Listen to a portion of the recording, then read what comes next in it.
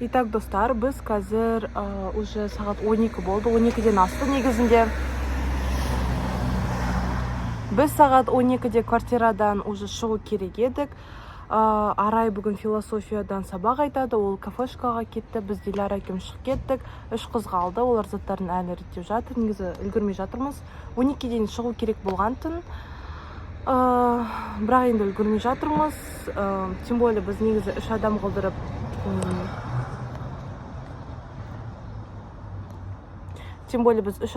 жолдадық бұл квартираны, поэтому 3 қыз ғана қалсын деген сияқты шештік.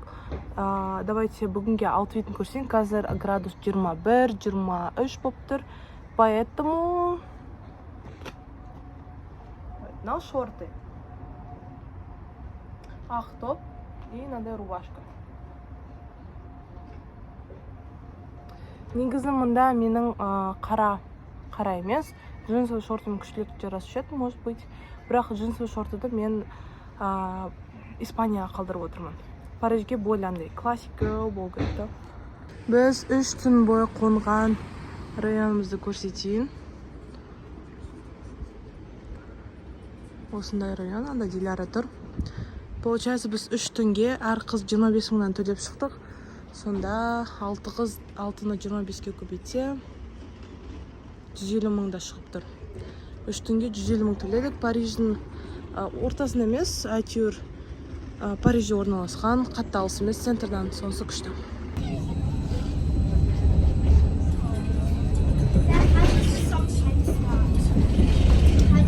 Мына опера. Чемоданды тасып, қазір Лафайетке бара жатырмыз, торговый центрға. Жолдан өтейік.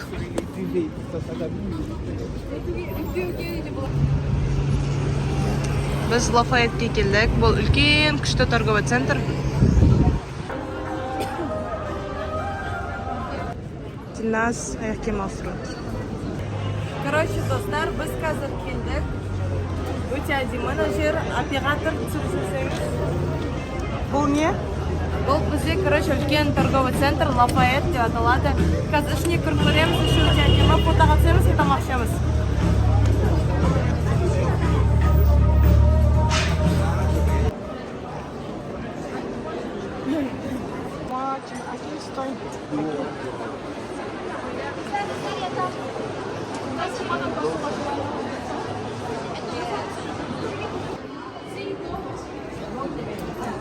Элитный лифтта тұрмыз.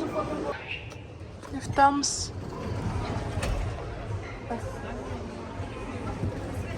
Прикольно. Диор болып тұр ғой. Короче, достар, мен қазір базарда жүрмін. Брендтерден. Онда Jimmy Choo, Prada, Balenciaga, Gucci, Dior. Dior'ның аяқ киімдеріне дейін.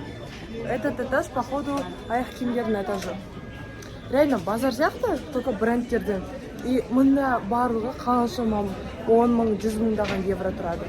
Қыздар, екі қыз суретке түсуге кетті. Диляра екеуміз қалдық. Арай кафеде ма бір жерде. Кішкентай Дильназ ол нетем деді. Бізде екі Дильназ айтпақшы.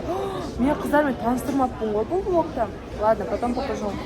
Вот, екі қыз құдалысуге кетті. Диляра екеуміз қалдық. Мен мұнда охранять етіп тұрмын сумкаларды. Вот, и Арай сабақ айтам деді, сосын Дильназ Эйфелева башню көруге кетті. Қазір әрбір этажды көріп шығу керек, сағат уже 2 болды, суретке түсеміз, тамақ ішеміз, мы уже аэропортқа кетеміз. Енді Диляра екеуміз суретке түсуге бара жатырмыз. Қазір көреміз іші қандай екен. Ой, іші дейінде сыртқа шығарып келеміз крышаға.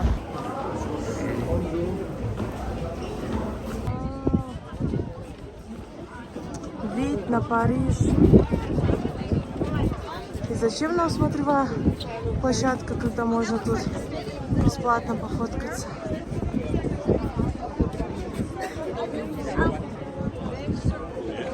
Мынандай видқа шықтық, өте әдемі. Анда Эйфелева башня көрініп тұр. Мынандай әдемі вид тауып алдық.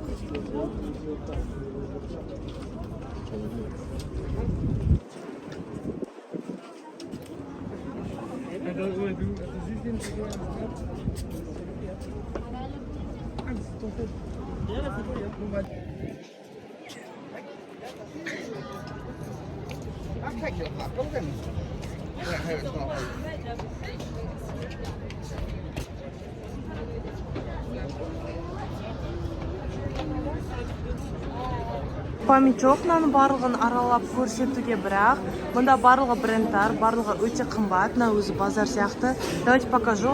Ең үстінде терраса, мұнда сумкалар неше түрлі, мұнда балы 5-ші этажда балаларға арналған заттар, 4-ші этажда әйелдердің аяқ киімі, 3-ші этажда барлығы. Мына барлығы әйелдер ғой? Мына жақ әйелдерге, ар жақ еркектерге может быть.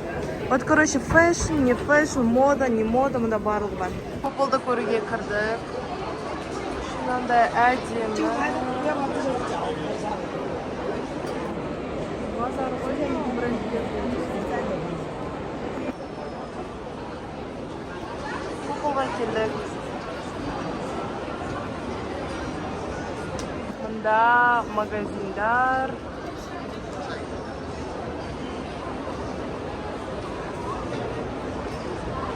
Мына жерге суретке түсейік деп едік, бірақ оказывается резервация жасау керек екен, мынаның барлығы очередь. И еще күту керек. Вот, енді KFC-ға бара жатырмыз, тамақ ішуге, потом аэропортқа кетеміз. Сағат уже 2:30 болды.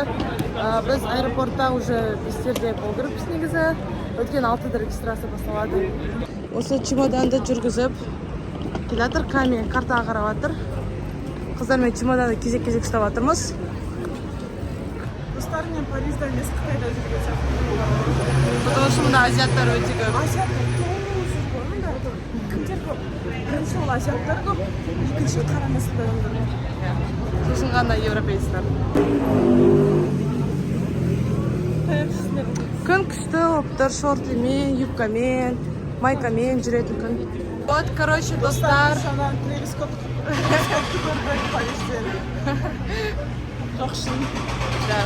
Енді өтірік көмді. Вот, біз қазір KFC-ға баратыр. Басқа не айтамыз? Күшілеп тұр, фото, видео түсіп жүрміз. Бәрі біздің инстаграмдарымызда мына жерге айқы қалдырып кетеді. Екеуміздікін, мына менікі, мына айқыныкі. Жасып кетпейсіздер. Подпишитесь, лайк басыңдар. Блин, мне кажется, на влог вообще күшті болады. Өткені мен почти каждый шагты түсіріп жатырмын и көрсетіп жатырмын көптеген жерлерді. Конечно, Париждан влогтар көп, но, не знаю, қазақша, онда, я думаю, жоқ. KFC жерге келдік. Біз бүгінге обедке Париждан тауық жерге келдік. Қалай сендерге тауық? Французский тауықтар. Французский импортный тауықтар. Вообще, это же деликатес қой. Такси күтіп тұрмыз, кафесідан шықтық. Мыналардың кафеселары, енді бизнес кафесі, ой, бизнес болмай, лакшери кафесі екен. Вот.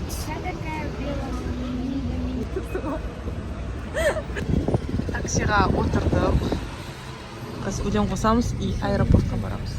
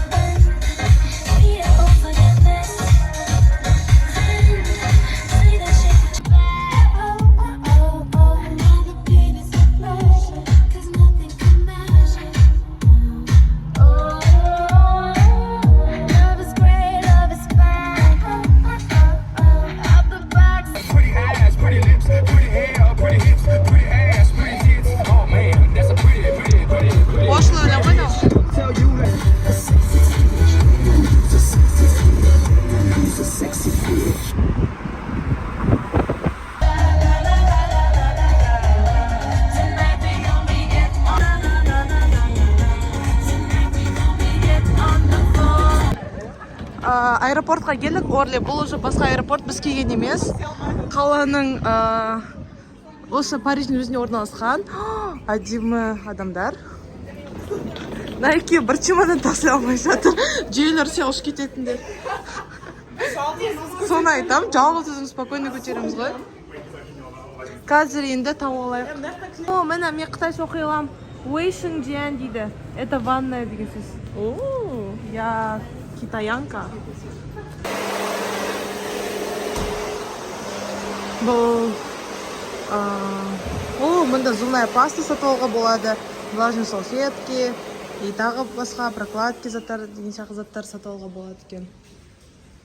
Бұл Париждің аэропорты. Орли деп аталады. Основной аэропорттардың бірі.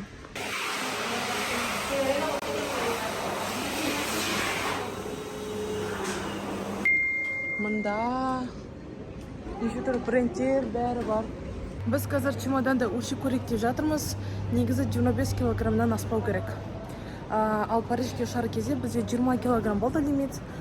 Испанияға 25 килограмм. Біз заттар салып көрдік, ауыр күні бойы сол чемоданмен жүрдік. Енді қазір надеемся 25-тен аспайды. Если асып тұрса, то заттарды реттеп қайтадан саламыз. Чемоданымыз қайттан асып кетіп, придется теперь опять доставать. Қабат киінеміз енді жоқ. Сен косметичканда Все ровно жетіп тұр. Короче, жаңа 25-те, 26-да 9-ба сондай болды, 1,5 килограмм заттар алып та өлшеп алдық. Енді қазір пойдем.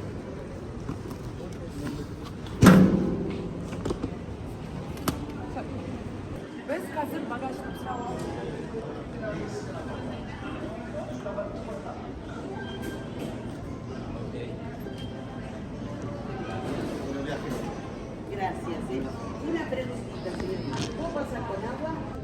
Вот.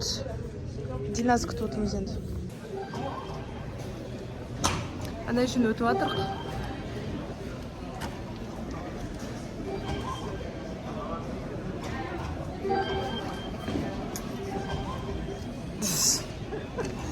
Екінші линияны аштым. Жаңағы ағатай, басқа адамдар кіргізеді. Міне Орлидің аэропорты үлкен. Міне Париж аэропорт. Біздің гейт 22. Ойлаймын да, уже құдайға шүкір. Аэропортта жүру, аэропортта гейттарды іздеу, сөйлесу, аэропорттың заттармен айналысу қарапайым зат болып кетті. Мен даже есімде жоқ, мен нешінші рет ұшып жатырмын самолетта. Бәлкім 6-шы рет па. Сондай типа классно. Арай көзіне қарап жүр. Қайда барасың? Вот. Сол үшін үлкен прям шүкіршілік етемін. То, что осы аэропортта уақытын өткіземін, самолеттер таба аламын. Аэропортта енді осы перелеті жасау арман болды ғой. Арман орындалды. Сосын маған осы Париждің аэропортында өткен мұнда барлығы жинақы, барлығы түсінікті. Чекинді, бординг пастарды, посадочный талондарды просто неден аласың машиналардан. Туалет үлкен, әдемі, бесплатно бүкіл жерде брендтар еще аэропортында. Барлығы жинақ орналасқан, и гейттардың саны ауысып тұрмайды. Өзі эконом класс, бірақ бизнес лаунчқа ұқсайды. Лаунч. Мұнда PlayStation бар. Білмеймін, бесплатно ма, платно ма. Roblox ойнап жатыр. Камиланы же су сатып алып жатыр. Мен де шөлде кеттім, барып су сатып алатын шығарым. Мұнда балалардың гейм румдары бар. Өте күшті. Ана жер өте әдемі. Міне обзор Париждің аэропортына. Балалардың ойнайтын жері. PlayStation. Мынандай ыңғайлы орындықтар, әрқайсында зарядкалар бар. Біз мысалы Познаньның аэропортында негіз зарядкаға зарядка іздеп жүрдік, таба алмай. Әртүрлі орындықтар бар, сиденьялар. Сынандай ойнайтын жер бар.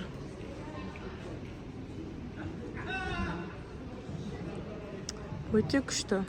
Осы жерді өте жинақы дегенім, это потому что мұнда А19 дейді, А20 барлығы бөлінген. Ал мысалы Познаньның несінде, или Астананың аэропортында бөлімше просто гейттарды экраннан көреміз, соларды тауып, соларға барып жүгіреміз. Диназ жүр. Қанша тұрады екен алар? Мен шөлеп тұрмын. Бірақ ақшамда аяп тұрмын. Мен су ішпегелі 3 күн болды. Өйткені су сатып алуға ақша аяймын. Чисто немен ішіп жүрмін. Шай ішіп жүрдік осы күндері. Сосын кола или фанта ішіп жүрдік жаңа Макдональдстарға барған кезде. Мұнда, как всегда, релей бар. Discover Paris дейді. Тағы да мұнда магазинчиктар бар. Ана жақта duty free сындалар да бар, бірақ оларға бару қатта особо желание жоқ. Себебі бәрібір ештеңе сатып алмаймын. Мына футболмен байланысты. Балаларға арналған. Мына жерде өте әдемі вид. Жасыл, спокойно. Осы жерде отырып, прям күшті видте отырасың.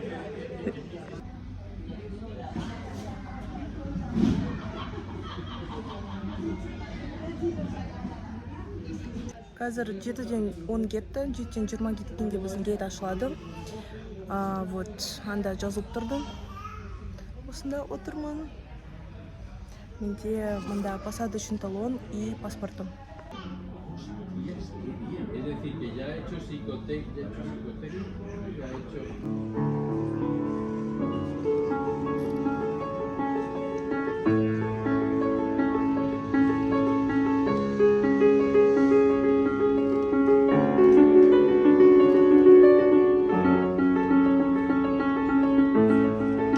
Мен мына жерден фонды тауып алдым, жаңа бір қыз ойнады.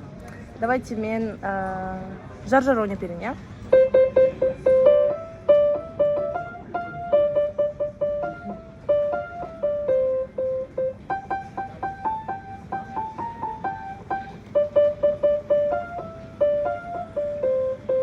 Екі жасында на-на-на-на-на жар-жар дейді. Сосын собачий вайспен. Мен музыканы мектепте оқығам 6 жыл. Бірақ мен фортепианода ойнауды ұмытып қалдым, өйткені менде ешқандай практика болған жоқ.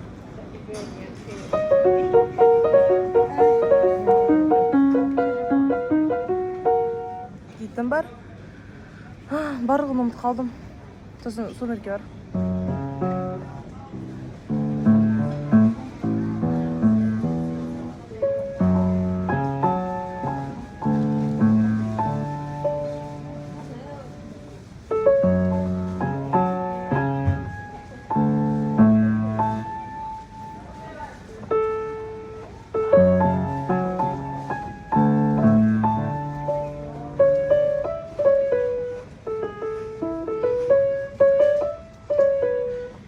Деп, короче, солай.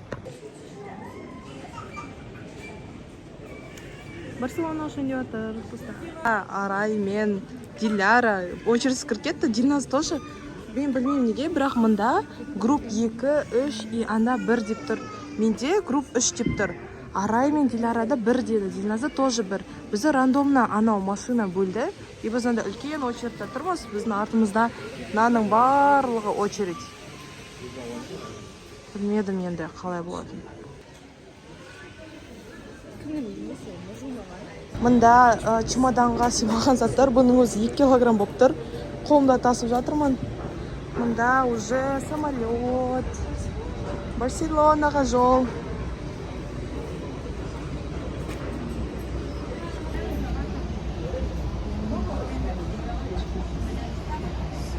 Самолетқа отырайын деп жатырмыз.